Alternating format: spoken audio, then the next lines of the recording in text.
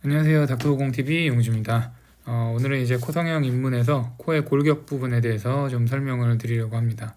코의 골격은 이제 코를 이루는 뼈 부분, 여기 나살본, 그 다음에 이제 전두골, 그 다음에 요 상악골의 전두동으로 가는 그 프로세스, 그 다음에 뭐 자이고마틱본, 이건 광대뼈죠. 그 다음에 이제 연골 부분은 상해측 비연골, 하해측 비연골, 그 다음에 이제 안쪽에 비중격 연골이 있고요. 그리고 이제 이런 안쪽에서도 에스모이드 본이라는 것과 보머라는 본, 이건 비중격 뼈를 이루는 부분이고요. 이런 것들이 있고요. 일단 이 부분에 대해서 하나씩 이제 뼈부터 연골까지 하나씩 설명드려 보겠습니다. 첫 번째로 이제 뼈부터 살펴볼 건데요. 뼈는 요 전두골이 있고 그 다음에 코뼈, 비골이 있고요. 그 다음에 요거는 굳이 중요하지 않고요. 요 프론탈 프로세스 오브 막실라라 그래서 상악골에서 요 위쪽으로 가는 요 부분을 일컫는다고 보시면 됩니다. 그래서 요 뼈 부분에서 중요한 거는 여기가 얇고 요 위로 갈수록 두껍다는 거. 요게 왜 중요하냐면 사실 뭐 중요하다기보다는 우리가 절골술을 할 때 내측 절골은 여기다 이렇게 하고 외측 절골은 이렇게 하게 되는데 이 내측 절골은 이렇게 아무리 위로 올라가도 이 부분은 두껍기 때문에 여기까지 절골도가 사실 잘 깨지는 못합니다. 그래서 절골도가 보통은 이제 내측각 레벨까지는 하지만 위로 올라가서 뭐 안에가 다 깨지진 않았을까, 뭐 전두골이 깨지지는 않았을까 이렇게 크게 걱정은 안 하셔도 되고, 또 하나는 이 전두골은 앞쪽이랑 뒤쪽이랑 요 빈 공간이 있어서 공기가 차 있기 때문에 내측 절골 하다가 뭐 뇌손상이 온다거나 이런 부분은 없으니까 크게 두려워하실 필요는 없다는 거고, 또 하나는 우리가 외측 절골을 할 때는 이게 내측 절골이면 이 비골에다가 하는 게 아니라 여기 상악골에 프론탈 프로세스에다가 해서 이렇게 넓게 올려쳐야 됩니다.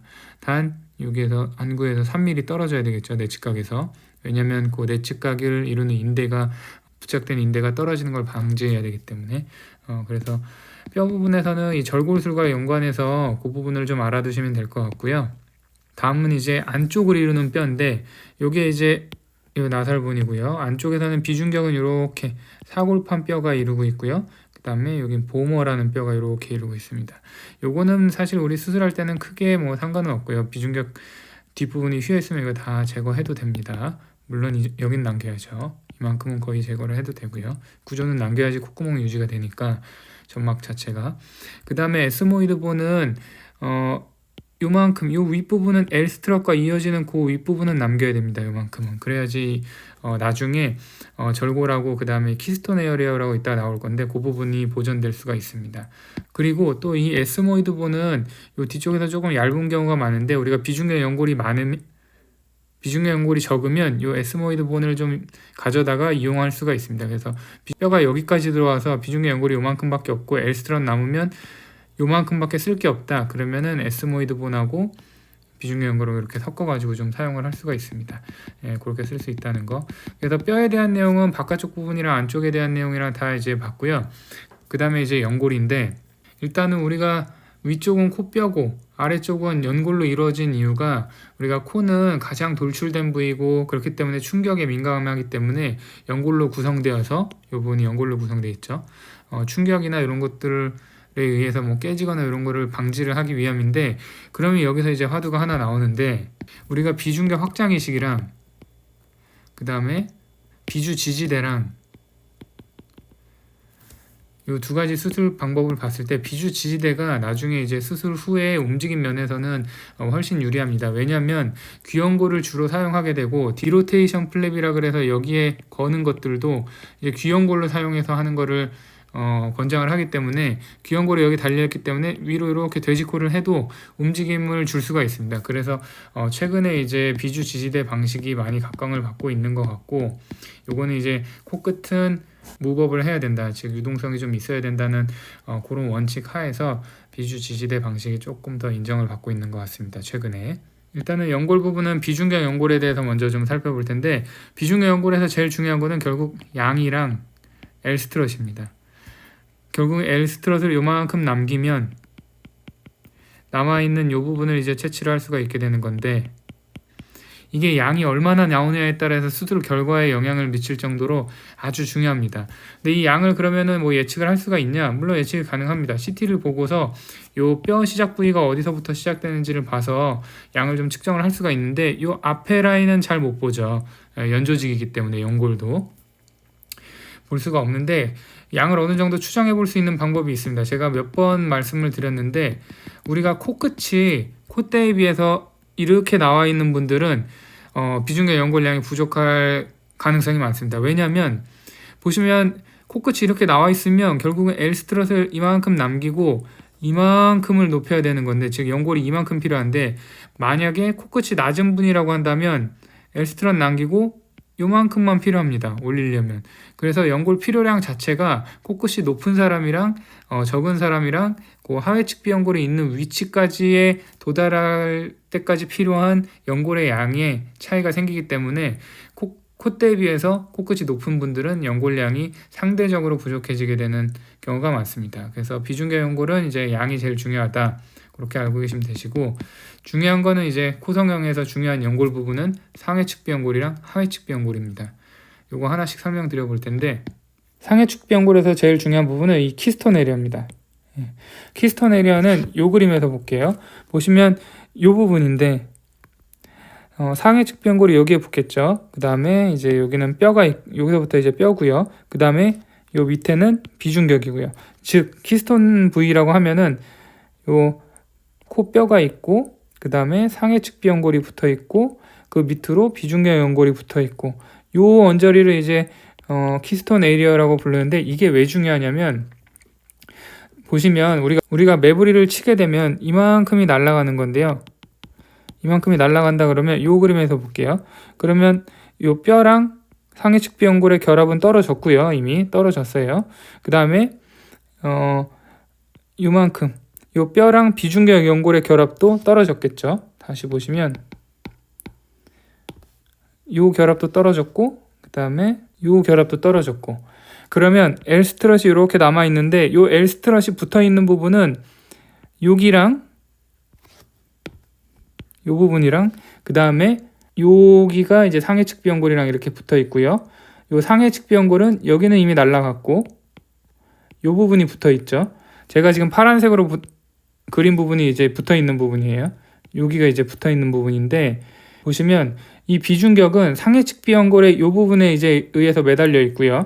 상해측비 연골은 이 부분에 의해서만 매달려 있는데 매부리는 쳐서 여기는 다 결합이 깨져 있고요. 그러면 우리가 만약에 매부리 쳐서 날리고 그 다음에 절골을 해서 여기 결합까지 물론 이건 붙어 있지만 절골을 해서 이 결합까지 끊어지게 한다. 즉 여기까지 끊어진다. 그러면 결국은 이거 끊어지는 거나 여기서 끊어지나 여기서 끊어지나 똑같은 거죠. 그러면 결국 이 전체가 이만큼이 그냥 뚝 주저앉게 되는 안장코가 발생을 할 수가 있습니다. 더군다나 우리가 전방 비중격 망곡이 있어서 이 부분에 망곡이 있어서 여기 안테리어 나살 스파인이라고 하는 부분인데 여기랑 비중격 연골까지 결합을 끊어내 버리면 당연히 이게 떨어지게 됩니다. 그래서 전방 비중격 망곡이랑 그 다음에 매부리, 양측 절골 요거는 ANS에서 분리하는 거죠. 안테리어 나살 스파인 요 부분이요. 그래서 이 세 가지가 다 분리가 됐다. 그러면 무리하게 하다간 요 부분까지 떨어지면 이게 그냥 뚝 떨어지게 됩니다. 그래서 요 부분은 마지막 남은 요 부분의 결합이 중요하게 됩니다. 즉 전방 비중격 망곡도 교정해서 안테리어 나살 스파인에서 비중격을 분리해야 되고 그 다음에 매부리도 쳐야 되고 그 다음에 양측 절골도 해야 되는 상황이라면 키스톤 에리어 중에서 다시 볼게요. 키스톤 에리어의 요 결합 그 다음에 요 결합 중에 그리고 요 결합 중에서 나머지 결합들은 다 수술 중에 이제 떨어지게 되는 것이고 간접적으로 또 떨어지기도 하고 하는데 결국은 요 결합을 잘 남겨놔야지 마지막 최후의 보루로 코 전체적으로 떨어지는 걸 방지할 수 있다. 이렇게 알고 계시면 됩니다. 그래서 이제 상해측 비연골에서는 그 키스톤 에리아라는 개념이 중요하고요. 그 다음에 또 하나는 이제 뭐 이런데 비대칭이 있으면 예를 들어 이쪽이 꺼져 있다 그러면 이제 이런 데다가 펼침 이식이라 그래서 여기를 절제하고 요만큼을 뭘 하나 연고를 더 넣어서 이쪽으로 조금 밀어주는 겁니다. 그래서 함몰된 부분을 교정하고, 그 다음에 비밸브 교정의 목적으로도 이런 펼침 이식이 쓰일 수가 있고, 비밸브 협착은 뭐냐면 여기는 이 각인데 여기가 막 이렇게 좁습니다. 그럼 여기가 좁죠, 요 각이. 그런 경우에는 이렇게 늘려서 이렇게 떨어지게 해서 여기를 이렇게 넓혀준다. 그런 비밸브 협착에도 펼침 이식이 쓰일 수 있다고 하는데, 사실 펼침 이식이 그렇게 큰 효과가 있는지는 저는 개인적으로 잘 모르겠습니다. 그 다음에 이제 다음으로는 우리가 코끝을 만드는데 가장 중요한 하회 측비 연골입니다. 하회 측비 연골은 이제 이 부분을 말하는데, 양쪽에 있는 그 하회 측비 연골을 안쪽 다리 그리고 바깥쪽 다리 그 다음에 이행 부위, 이렇게 세 부분으로 크게 나눌 수가 있습니다. 그래서 이 안쪽 부분 내측각은 우리가 비주를 지지하는데 아주 중요한 부분이기 때문에 여기를 수술이 끝나고 뭔가로 보강을 꼭 해줘야 됩니다. 예를 들어서 비중격 확장이식이나 비주 지지대로 이렇게 고정을 해줘야 되는데, 예전에 그냥 요거에 대한 조작 없이 코끝만 연골만 이만큼 넣어가지고 이렇게 코끝을 올려놓는 시술을 한 적이 있는데, 그러면 당연히 누르는 힘이 증가가 되기 때문에 이 비주가 받는 압력이 증가될 수밖에 없습니다. 그런데 이 비주 연골 자체가 매우 약하기 때문에 이렇게 높인 상태에서는 여기에 대한 보강 없이 그냥 닫아버리면 이거 분명히 무너집니다. 그래서 나중에 재수술할 때 열어보면 막 이런 식으로 돼 있기도 하고 많이 구겨져 있는 경우가 많습니다. 그래서 내측각에서는 코끝을 올릴 때 이 내측각을 꼭 보강을 해줘야 된다. 그 부분이 중요하고요. 그 다음에 이제 간혹가다 여기 갈라져 보이는 분들이 있거든요, 코끝. 그런 분들은 여기에 조직이 부족하기도 하고 또 연골이 너무 이쪽으로 이렇게 꺾어 나가기도 해서 요 갈라지는 경우가 있는데, 그거 당겨 꼬매주면 다 없어집니다. 그거는 쉽게. 그리고 여기가 이제 외측각인데, 외측각은 이제 어느 쪽이 특별히 함몰돼 있거나 하면은 그 부분을 이제 다른 연골로 보강을 해서 내려주고, 우리가 하회 측비 연골에서 또 하나 보고 가야 될 부분이 요 부분이랑 여기 이제 요 언저리 부분인데, 요 부분이 결국은 이제 팁을 만들게 됩니다. 코끝을 만드는데 가장 중요한 부분이 결국은 요 부분이기 때문에 이 부분을 이제 비주 지지대든 비중격 확장이식이든 잘 가져다가 걸어줘야 되는데, 이 부분은 이제 도말 세그멘트라고 또 따로 명칭해서 부르기도 합니다. 그리고 그 밑에 부분, 도말 세그멘트에서 밑에 부분, 요 미들 크로스에서 도말 세그멘트 아래쪽, 우리 콧구멍이 보이는 가장 위쪽 부분, 여기가 이제 연골량이 제일 적은 부분인 경우가 많아요. 그래서 이 부분이 연골량이 제일 적기 때문에 여기에 이제 뭐 절개를 한다거나 하면은 콧구멍이 우리가 이렇게 보이는데 이 콧구멍이 너무 위로 딸려 들어가게 되는, 이런 식으로 보이게 되는 용코가 생기는 경우가 많아서 이 부분을 뭐 절개하거나 할 때는 조심하셔야 되고, 만약에 또 이렇게 용코가 생겨 있으면 연골을 이렇게 덧대 가지고 용코를 교정하는 그런 수식이 좀 필요하기도 한데, 이 부분이 이제 소프트 트라이앵글이라고 부릅니다. 이 부분에 대해서는 조작할 때 좀 주의가 필요합니다. 그래서 이번 영상에서는 이제 코를 이루는 뼈와 연골, 그리고 안쪽에 있는 비중의 연골과 비중의 뼈까지 살펴봤는데, 결국은 이 프레임워크가 미용적인 결과를 만들어내는데 가장 중요한 부분이기도 합니다. 또 절골 같은 경우는 꽤 침습적인 부분이기도 하고요. 그리고 비중격 같은 경우는 비중격 망곡증 등을 잘 교정을 해줘야 기능적으로도 조금 완전한 수술을 해낼 수가 있고요. 그래서 코 성형에서는 코의 굴곡 구조가 매우 중요하다는 것을 알고 계시면 될 것 같고, 다음에 또 이후 영상으로 찾아뵙겠습니다. 감사합니다.